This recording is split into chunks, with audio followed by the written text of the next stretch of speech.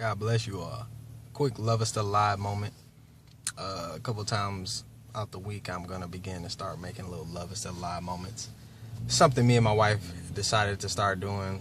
We was going through a little rough time, in our marriage, and we just was like, you know what? Okay, how about every day we just have a little love is still alive moment. It wasn't, it wasn't an hour teaching. It wasn't a 50-minute teaching. It was just 5 to 10 minutes, 15 minutes tops of us just talking about love. We was coming out of my book, of course. Love is still alive. Let me get it for you all.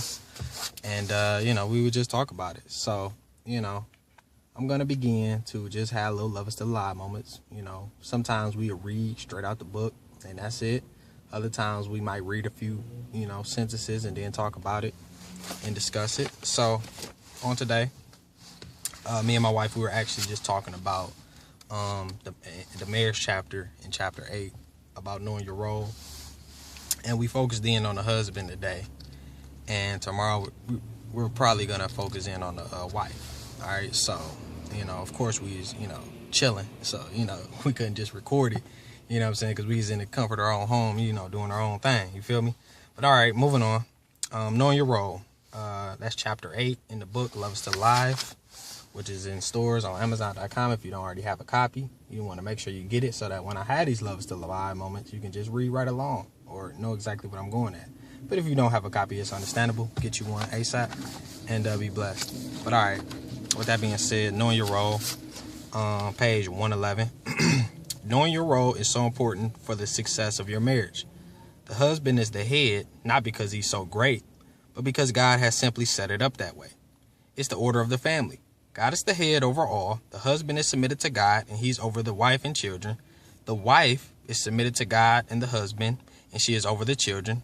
Lastly, the children should be submitted to God and their parents. So that's the order of the family. All right, moving on.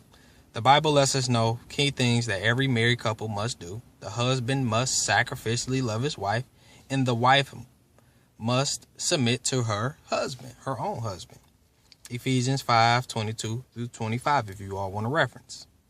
I'm convinced that if we can get more men to love their wives as Christ loved the church, all right, and we already know by laying down his life for her, and more women dedicated to submitting to her husbands like Sarah, who called her husband Abraham master, then we'd have more Christ-centered, longer-lasting, healthier marriages. All right, so on today we talked about the husband, me and my wife, we was just chilling and just talking, and we just looked at the word sacrifice, which means to give. You look at that word, and honestly, we're called as believers to love with an unconditional love.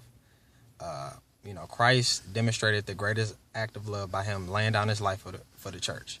And we as husbands, we're called to lay down our lives simply for our wives. You see a lot of men fail in marriage because they lay down their lives for everything else but their wives. Okay. Now you're called to go to work. You're called to be a member, whatever at your church. You're called to be, on different organizations. I'm not knocking that. But what I'm saying is you cannot and shall not ever put those things before your wife. Why? Because God has called you to lay down your life for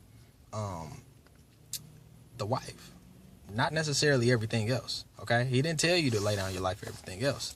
He didn't tell you to lay down your life for success, but he told you to lay down your life for your wife. Okay, I don't see too many other areas in life in the Bible where it tells us to lay down our lives for something. I know we supposed to lay down our lives for Christ. But when it comes down to like really sacrificing, really giving our all, we are called to give our all, our, everything to our wives as husbands, as true biblical husbands that are modeling Christ's example.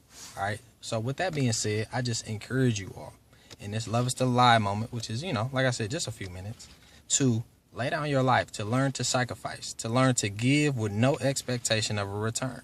So let's talk about that real quick. I also go on to talk about sacrifice, and I let people know that you must give with no expectation of a return. Understanding that the return will come. The reaping and sowing principle goes hand in hand. You're going to get whatever God has called you to have. But God has called us to give. without our hand out. You don't do for your wife because you want something back from her. You do for your wife because you want to satisfy her. And I say you want to satisfy the recipient. That's what we're called to do as believers, as Christians. We're called to give because we want to see that individual happy. We want to see them smiling. We want to see them joyful. We want to see them at peace.